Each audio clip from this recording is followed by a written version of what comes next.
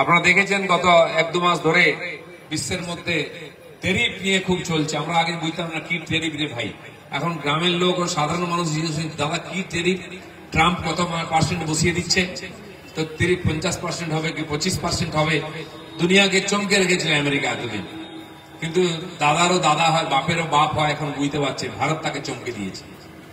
সারা দুনিয়া শক্তির ভক্ত আর নরমের জম, যেই ভারত আমেরিকাকে চোখে চোখ রেখে কথা বলেছে, রাশিয়া চায়না ব্রাজিলের মতো বড় বড় কান্ট্রি ভারতের সঙ্গে দাঁড়িয়ে গেছে যে এই দাদাগিরিটা চলবে না।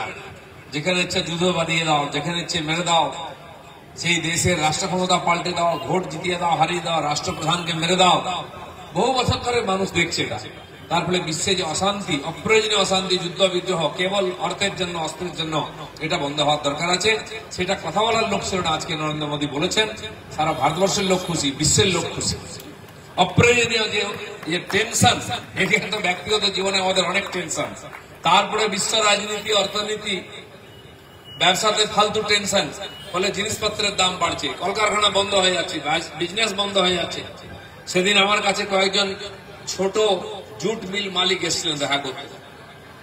বলেন 40-50 জন মিল মালিক আমরা আছি, 50-100-200 জন আমাদের এমপ্লয়ি, ছোট ছোট কাজ করি, কিন্তু বাংলাদেশের যে জুট, তার জন্য আমাদের একরকম সমস্যা ছিল। এখন বাংলাদেশ থেকে বন্ধ হয়েছে, নেপাল থেকে বাংলাদেশের জুট ফিরে চলে আসছে কম দামে, ফলে আমাদের ক্ষতি হয়ে যাচ্ছে। কত রকম ভাবে সমস্যা হয় কোথাও না কোথাও এই ধরনের অব্যবস্থা হলে, সেটা আমরা দেখতে পাচ্ছি।